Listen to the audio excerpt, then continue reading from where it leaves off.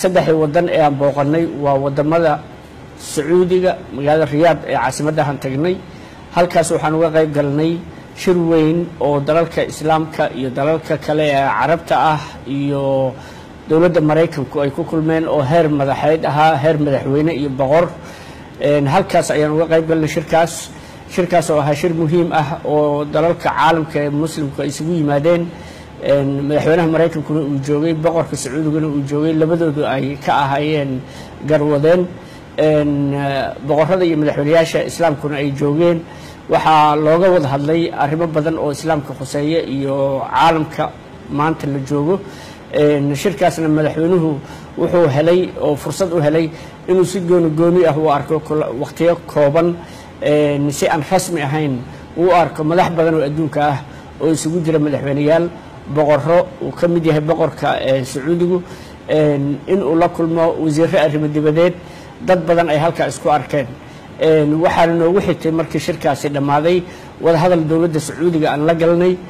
wada hadalkaas oo miro dhalkiisu ahaa in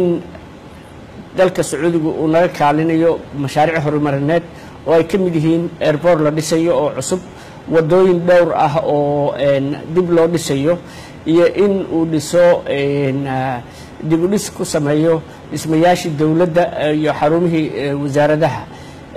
isla markaasna waxay boqortooyada Sacuudiga ogolaatay in ay mashaariic inta ka badan oo xagga horumarinta ah ay samayso waxayna aan isla gaarnay in isla toddobaad gudihiis ama toddobaadka soo socda uu wafdi heer wasiir ah iyo guddi farsamo ay ka baxaan halkan oo ay tagaan dalka boqortooyada Sacuudiga oo halkaas mashaariic badan oo u badan xagga kaabayaasha dhaqaalaha iyo mashaariic horumarineed oo shaqooyin u abuuraya kumanyaal dhalinyaro Soomaaliyeed ah in qalinka lagu duugo oo halka lagu kala saxiixdo kadib waxaan tagnay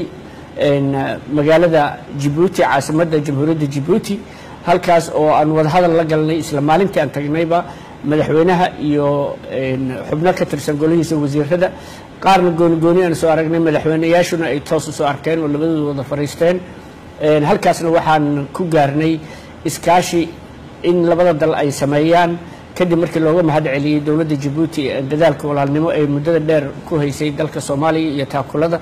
waxa lagu heshiiyay in labada dal iska kaashadaan xagga amniga badaha inay iska kaashadaan xagga tababarka ciidamada in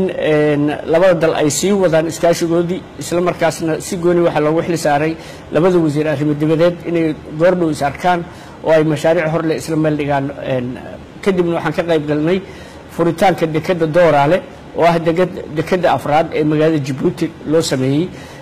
halkaas oo mashruuc weyn oo qiimo leh lagu hirgeliyay waxa xusid mudan in dekadaas dhagax dhigeedii ay wada dhagax dhigeen madaxweynaha jamhuuriyadda Djibouti iyo ra'iisul wasaaraheennii hore Saacid Shirdoon maantana ay furitaankeedu wada jir u fureen madaxweynaha jamhuuriyadda Djibouti iyo madaxweynaha jamhuuriyaddeena federaalka ah ee madaxweyne Farmaajo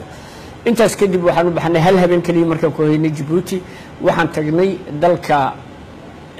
Qatar magaalada Doha halkaas oo aan wada hadal ku galnay mas'uuliyiinta Doha oo amiirka Qatar dalka Qatar uu madaxweynaha iyo wafdigiisa ku qaabilay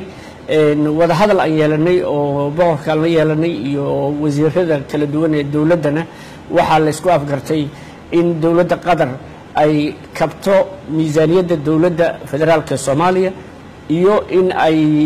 naga caawiso dhinacyada waxbarashada iyo caafimaadka iyo mashaariic kale oo dhowr ah marka safarkeena marka la isu geeyo Sacuudiga haddaan ku kabo waxa kamid ahaa heshiiska dhinaca amniga ayaa kamid ahaa qalabaynta iyo tababarka ciidamada marka haddii la isu geeyo safarku wuxuu ahaa safar guul ku soo dhamaaday wax badan ay uga soo hoydeen Soomaaliya waxaana xusid mudan safarkaas in aan khasnada dawladda Soomaaliya $1 aanu ka bixin oo ay ahayd mid dhamaantiis ay dawladihiina marti galiyay ay qabeen kharashka safarka